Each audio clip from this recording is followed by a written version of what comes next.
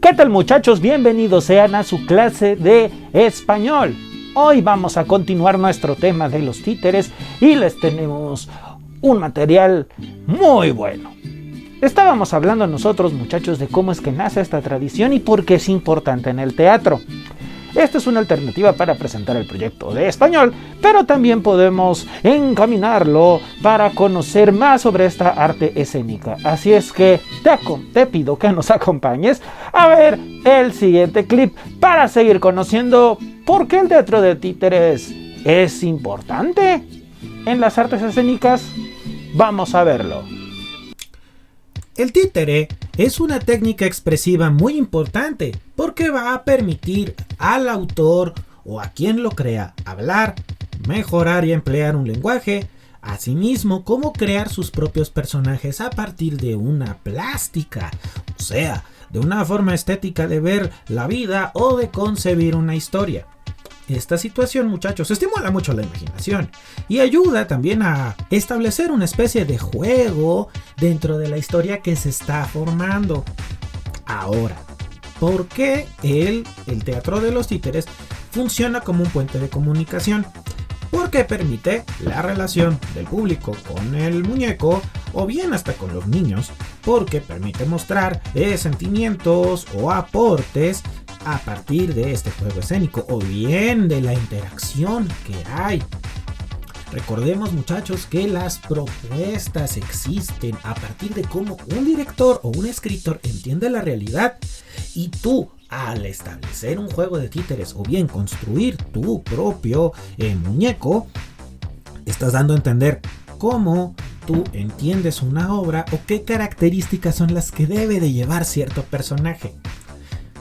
Todo esto, muchachos, a la hora de establecer estos vehículos o vínculos con el hecho teatral, pues ayuda a darle mayor profundidad a la obra y le da a entender al público tu visión y la manera en la que puedes reconstruir o reimaginar una historia. Ojo, este lenguaje debe ser claro y simple, entendiendo que también hablan los silencios y los gestos. ¿Por qué?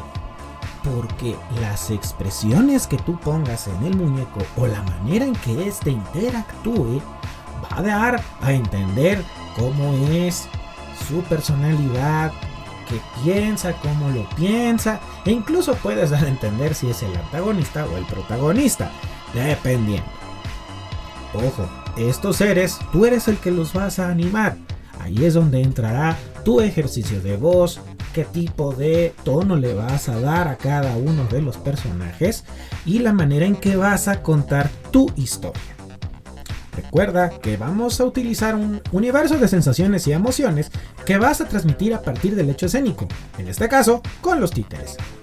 Y ojo, esta simplicidad debe estar muy bien establecida porque vamos a expresar al público ya no con nuestros gestos, sino con nuestra voz y con la manera en la que el muñeco va a actuar o bien lo que puede hacer dentro del gesto escénico.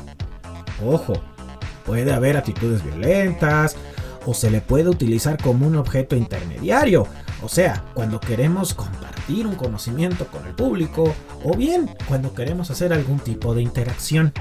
El lenguaje de los títeres, muchachos, es muy amigable y debe de estar bien puesto con buena actitud para que sea diversión para el público, porque si no va a ser muy aburrido. Recuerda que la manera en la que tú narres la historia, o bien la historia o cuento que adaptes, le vas a dar un sentido. Y también debes de cuidar mucho el espacio en el que se va a presentar, pero esas son precisiones que veremos más adelante. Así es que échale ganas y pon mucha atención a los siguientes segmentos. Pues allí lo tienes. Ahora vamos a revisar algo que fue una duda muy constante y que muchos pues han dicho a la hora de la redacción del guión. Y tiene que ver con el uso de, pues sí, válgase la redundancia, de el guión escrito. Es decir, cómo se utiliza, bajo qué circunstancias y qué nos puede indicar en un texto. Vamos con Mil Máscaras, quien nos tiene que decir cómo es el uso del guión en un guión. Vamos con él.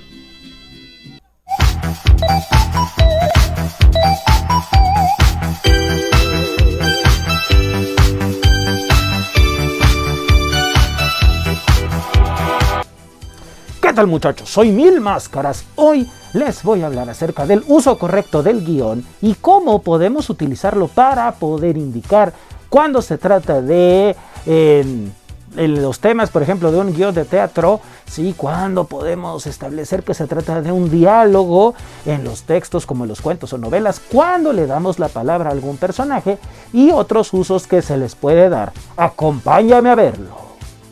¿Qué es el guión?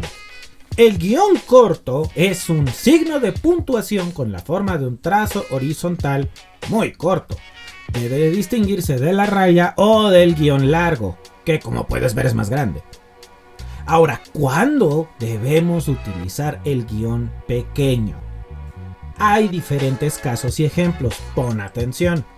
Primero, por lo general, este guión corto se utiliza para separar las palabras en sílabas. Y podemos verlo en el siguiente ejemplo. Como puedes ver en la oración, mi madrina preparaba un rico pastel. Tenemos que, como no nos cupo la palabra, la partimos y pusimos el resto en el renglón de abajo. Parece ser un uso normal y correcto, pero no es así. Cuando nosotros tenemos este problema de espacios en un lugar en donde estemos escribiendo, debemos de cuidar partir correctamente las palabras en sílabas para que se entienda el mensaje y no ocurra un corte incorrecto como el que estamos observando. ¿Cómo es el corte correcto? Como puedes ver en el ejemplo de abajo. Hay 3 sílabas en preparaba, 4, y tendremos un preparaba. Y podemos partirlo a la mitad y vemos una correcta redacción y se entiende el sonido de la palabra y de la idea.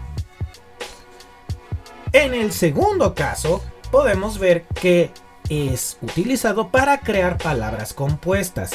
Las palabras compuestas son aquellas que nos sirven para dar a entender una idea, debido a que no tenemos una palabra relacionada para hablar de combinaciones o de ejemplos que nos puedan dar una idea relacionada a... Observa el ejemplo para que me entiendas. Hablamos de una ascendencia ruso-española, que estamos diciendo que la chica proviene de un papá ruso y una mamá española. Ojo, esto también puede dar a entender etnias o composiciones, como en el caso de ustedes, que se les llama náhuatl hablantes, o cuando hablamos de algún tipo de ascendencia o de característica de un lugar. Esto, muchachos, nos permite unir dos palabras que no tienen nada que ver, pero que nos dan una idea general. El tercer caso lo vamos a ver para emplearlo al separar fechas. Esto lo vemos mucho en las biografías cuando hablamos de los años que vivió una persona, o para separar estas fechas o estos años, y nos da a entender el lapso de tiempo que ocurrió de un acontecimiento o la duración de la vida de una persona. El separar estas fechas nos da esta idea. También puede ser para emular un tartamudeo en libros o guiones cinematográficos.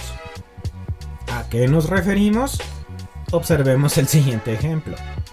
Aquí tenemos a un actor que está pronunciando una palabra, amorcito, pero debe de hacer pausas en cada sílaba porque o está acentuando algo o nos está dando una idea, porque debería decir amorcito, o sea, separa la palabra, da énfasis en algo y pues bueno, el autor ahí por algo escribió así este texto.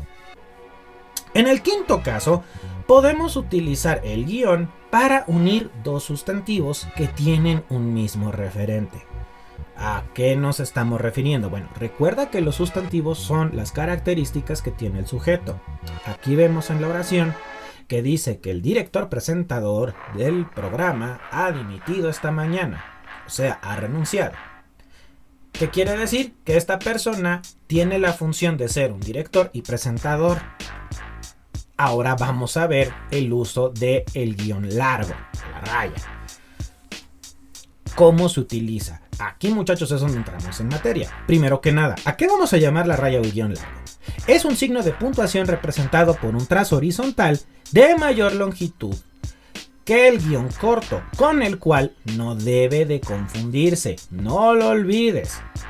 ¿Cuándo se puede utilizar esta raya o guión largo? Vamos a ver estos casos. Primer ejemplo. En la edición de obras teatrales, o bien cuando se redactan, sirve para separar el nombre de cada uno de los personajes del texto de sus intervenciones o diálogos. Observemos el ejemplo. Vemos aquí los nombres de los personajes y sus textos o diálogos. ¿Qué es lo que tienen que decir en la obra? Fíjate dónde se pone este guión largo. Antes de las intervenciones. Pero recuerda, no se debe dejar espacio. Esta raya debe de estar unida, sin dejar espacio, porque puedes dar a entender una acotación o que alguien puede intervenir o que exista otra intervención de otro personaje. El segundo caso nos sirve para señalar las diferentes intervenciones de los personajes en un texto dialogado, en el que nos indican quién habla o los personajes. ¿A qué nos estamos refiriendo? Vemos este ejemplo. Aquí tenemos dos diálogos, o sea, dos personas que están hablando. Ya no vemos los nombres de los personajes. Vemos el uso de la raya antes de la intervención. Dice, ¿y yo quién soy? Utilizamos la raya para contestar. Le dice, tú eres mi hija mía, hija de Bartolomé San Juan. Aquí podemos inferir que se trata de una madre y una hija que están charlando. Este es un extracto de la obra de Pedro Páramo del escritor Juan Rulfo, por si lo quieren consultar. En nuestro siguiente caso, vamos a ver que se utiliza para enmarcar incisos, es decir, frases para enfatizar aclaraciones o informaciones adicionales. Se utiliza como un signo doble. Cuando los escritores escriben o están contándonos una historia, a veces ellos buscan dejarnos aclaraciones o cuestiones que nos pueden ayudar a entender la profundidad de algo. Observa la oración que dice: para él la fidelidad, cualidad que valora por encima de cualquier otra, era algo sagrado. Aquí vemos una aclaración de la persona que escribe o dice que la cualidad la valora por encima de cualquier otra. Esto es una expresión que nos sirve para aclarar y se puede quitar y no va a cambiar el sentido de la oración, pero el hecho de que esté allí enfatiza algo que el autor nos quiere decir o comunicar. Esto se debe colocar, fíjate cómo, utilizando la raya, pero fíjate que no debe dejar espacio, otra vez, ni al principio ni al final. Se dice que se utiliza como signo doble porque se escribe tanto para abrir la aclaración y después para cerrarla. Tenemos aquí otra oración en donde dice que tenía muchas dudas sobre esto. No había duda. Aquí la aclaración está al final. Esta oración no sigue después, sino que igual, de la misma forma, se utiliza como signo doble a pesar de que ya no se escriba más al inicio y al final, y luego se pone un punto para separar la idea. ¿Cómo o qué ocurre en el cuarto caso? Bueno, en textos narrativos, la raya se utiliza para introducir o enmarcar comentarios y precisiones del narrador a las intervenciones de los personajes. Aquí también vamos a ver ejemplos de diálogos. Fíjate bien. Aquí dice, ¿dónde está Luisa?, preguntó. ¿Recuerdas que en el segundo caso vimos que se utiliza la raya antes de la intervención del personaje? Pero ahora también estamos observando que se utiliza la raya antes del comentario del narrador. En este caso, el narrador nos está diciendo lo que hace un personaje. ¿Y qué es lo que hace? Preguntar. Como puedes ver, solamente se utiliza la raya al inicio del comentario, pero no al final, porque esto no es un inciso, solamente es un comentario. Ahora vamos a ver otro ejemplo, que dice: ¿y quién dijere? Quien lo contrario dijere, dijo Don Quijote, le haré yo conocer que miente si fuere caballero, y si escudero, que remiente 1000 veces. Aquí estos textos son un extracto de la obra de Don Quijote de la Mancha, del escritor Miguel de Cervantes Saavedra. Primero, observa aquí cómo está el comentario del narrador, que señala quién fue el que hizo dicho comentario, dicho diálogo. ¿Sí? Fíjate quién lo está diciendo, es el Quijote. Aquí está diciendo que como enviado, Don Quijote está hablando y está haciendo como una amenaza. Y también observa que se utiliza al inicio y se puede utilizar al final, porque el comentario del personaje continuó después de esta aclaración. Finalmente, puede utilizarse para introducir cada uno de los elementos de una relación. En este caso, sí debe dejarse un espacio tras la raya. ¿Qué ocurre en este ejemplo? Bueno, tenemos aquí una lista del supermercado. Aquí dice: hoy fuimos al mercado y compramos, fíjate que aparecen 2 puntos, arroz, azúcar, fideos, leche, aceite y verduras. ¿Qué ocurre aquí? Bueno, aquí debemos utilizar estas rayas, no guiones chiquitos, sino rayas, porque como puedes ver, vemos el espacio, que en este caso no se utiliza la raya cerca, porque no estamos viendo un texto, sino que estamos haciendo una lista. Cuando se hace una lista se debe dejar espacio. No olvides estos consejos. Como te puedes dar cuenta, debes de tener mucho cuidado en el uso y en el lugar en el que lo vas a poner. Recordando que el orden en el que tú pongas este guión en la narración va a darnos como resultado el entender que cierto personaje o cierta persona está interactuando. La manera en la que tú pongas ese orden también nos va a decir quién contesta, quién responde y cómo se va dando esta conversación. Debes tener muy claro a quién te estás refiriendo y la manera en que existe este juego de palabras para que los lectores, o a la hora de que se esté ensayando la obra de teatro, pues se entienda quién es quién y qué es lo que debe de decir. Así es que no lo olvides, yo soy Mil Máscaras y nos vemos en la próxima. Pues aquí lo tienen, chicos, muy interesante, muy importante esta labor. Y para continuar revisando estos personajes que intervienen dentro del arte escénica de los títeres, vamos a entrevistar a un títere. No yo, sino el cobarde que se lanzó hasta la ciudad de Jalapa para entrevistar a Pepe, el títere. Acompáñenme a verlo.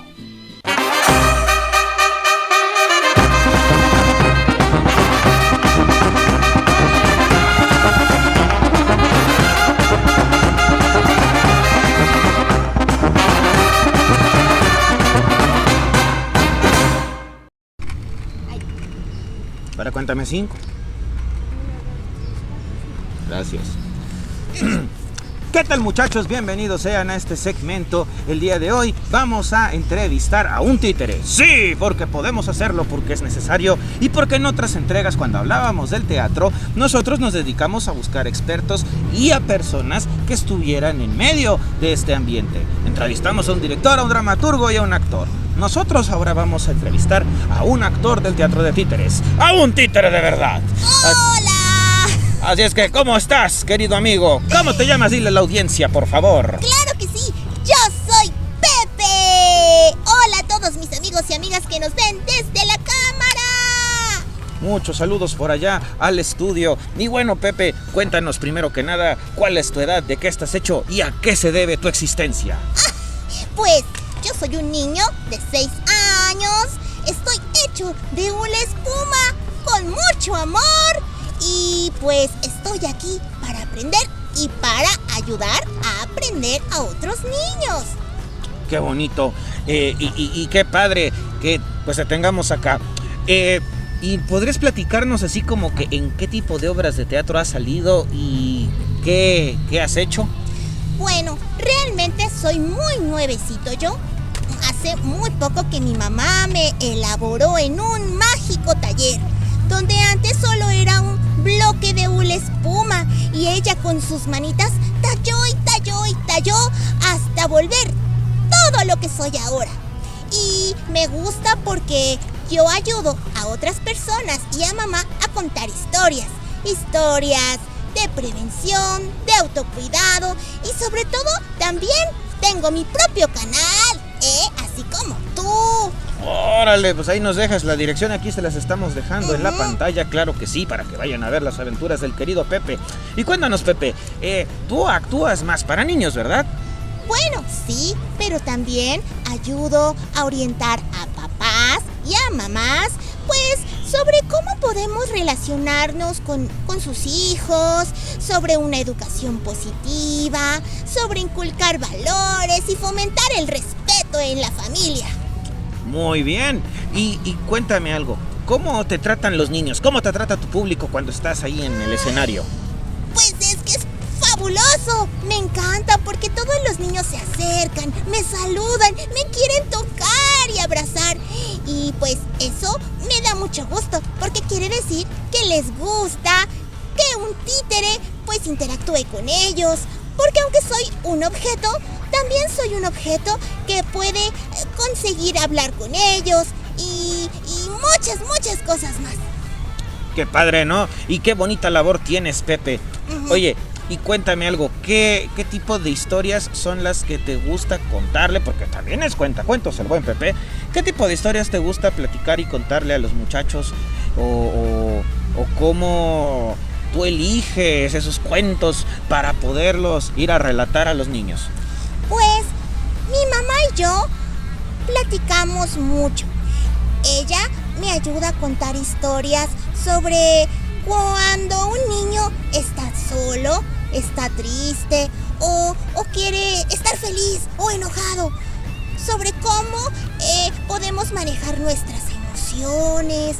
Me gusta hablar sobre el cuidado del medio ambiente, de los animales y sobre cómo tenemos que relacionarnos con otras personas con mucho respeto y también a cuidar nuestro cuerpo y que nadie tiene derecho a tocar nuestras partes privadas. Tampoco. Los niños tenemos que cuidarnos mucho. Y tienen derecho. Y chicos, es muy importante porque la labor del teatro de títeres también puede ayudar a dar mensajes con causa, a hablar de lo que mencionaba Pepe, del cuidado, de las emociones, del cómo nosotros pues tenemos que entender algunas reglas, ¿no? O leyes y demás. Pero hay algo muy interesante dentro de esto, Pepe. Y cuéntame, ¿te gusta esta labor del estar con los muchachitos? ¿O te gustaría también hablar de otra clase de historias más dramáticas? No sé. Claro, a mí me encanta de todo. Y aunque soy un niño y ahora pues disfruto platicar con niños, también me gusta contar cosas o platicar con adultos, así como contigo, y aprender. Me gusta aprender mucho de los grandes. Porque siento que si tenemos una buena comunicación y diálogo, los niños podemos desarrollar mucho mejor nuestra mente. Muy importante, porque también hay una cosa muy buena y que hemos estado platicando acerca de que los títeres no son nada más cuestiones para niños. También pueden hablar de historias adultas, de historias maduras, de historias para jóvenes, para acercarse a temas, ¿no? Como los que mencionas, que son muy importantes e interesantes. Cuéntanos cómo es este asunto contigo, a ver. Es que algunas veces algunos adultos piensan que porque somos títeres, los adultos, pues... Ay, ¿me puedo regresar? Sí, tú dale, tú dale. Es que no me gusta cuando los adultos, como ven un títere, piensan que somos solo para niños. Pero no, realmente los títeres sirven para educar y reeducarnos y aprender nuevas cosas. Y podemos ser vistos por adultos, por niños y por adolescentes.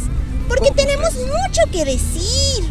¿Ya ven, chicos? Entonces esa es la cuestión de elaborar tu personaje, elaborar a un muñeco tan precioso como este muchacho, pero también el no pensar que se trata de una actividad infantil. Chicos, los discursos que dan, por ejemplo, como este gran actor, son para todos.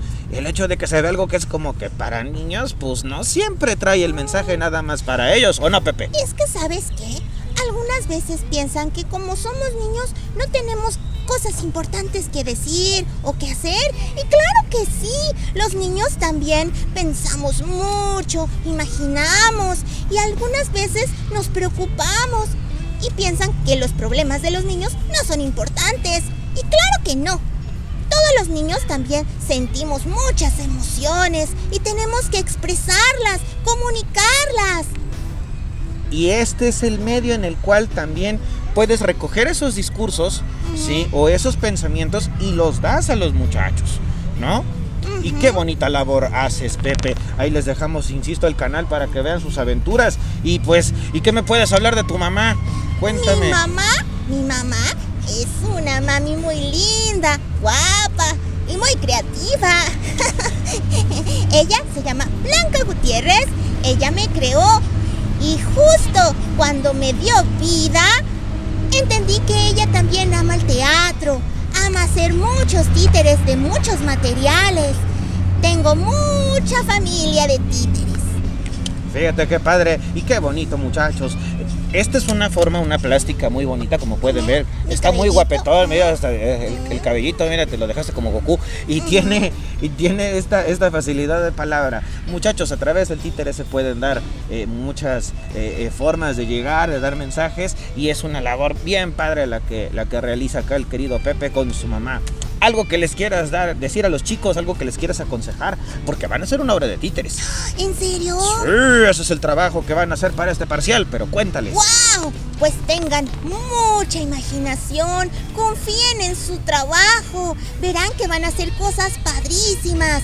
Pueden comenzar haciendo objetos con reciclado, con botellas de plástico, papel, no importa el material que utilicen. Lo importante es que tengan mucha creatividad y tengan mucho amor por lo que hacen. Verán que van a hacer cosas padrísimas. Y pueden elegir cualquier tipo de historia, muchachos, y se puede pues adaptar al lenguaje de títeres. Y lo importante, chicos, no es tanto el tenerle miedo a la audiencia, porque el muñeco es el que sale. Se trata también de tener bien en claro qué es lo que quieres decir y cómo lo vas a decir. Eso ya lo vamos a ver más adelante.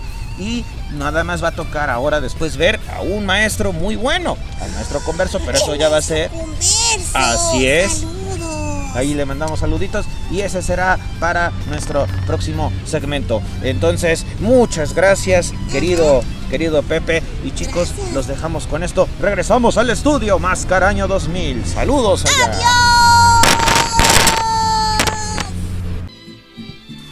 Pues allí lo tienen, muchachos.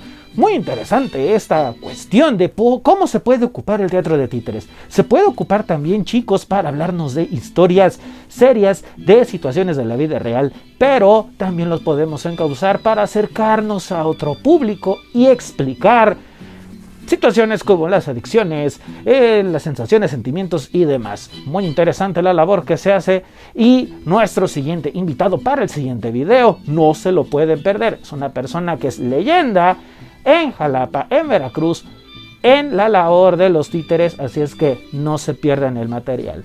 Los dejo con eso, soy Máscara Año 2000 y nos vemos en la próxima.